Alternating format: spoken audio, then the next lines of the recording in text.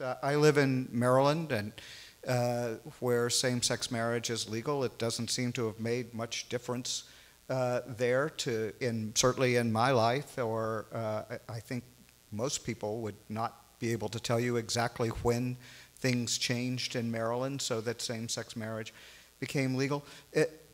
It's not one or the other, so why can't they just simply coexist?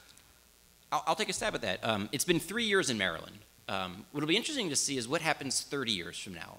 What happens 60 years from now? What happens after a couple of generations?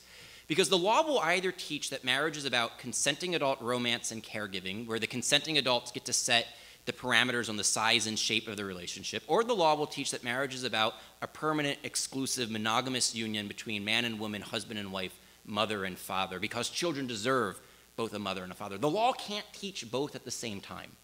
So the law will either shape the next generation of children, and then the marriages they form 20 years from now, and then the generation after that, and the marriages they form 50 years from now, in favor of the consenting adult romance view of marriage or in favor of the conjugal union vision of marriage. We don't know what that outcome will be, which is one reason to say, let the state of Maryland, you guys voted on this, you chose to redefine marriage. The people in Ohio, Tennessee, Kentucky, and Michigan voted on this, they chose not to redefine marriage.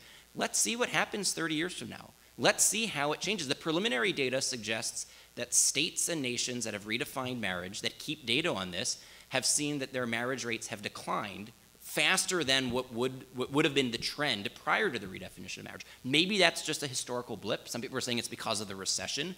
Who knows? Why rush to constitutionalize a decision through the Supreme Court when we don't have all of the evidence in?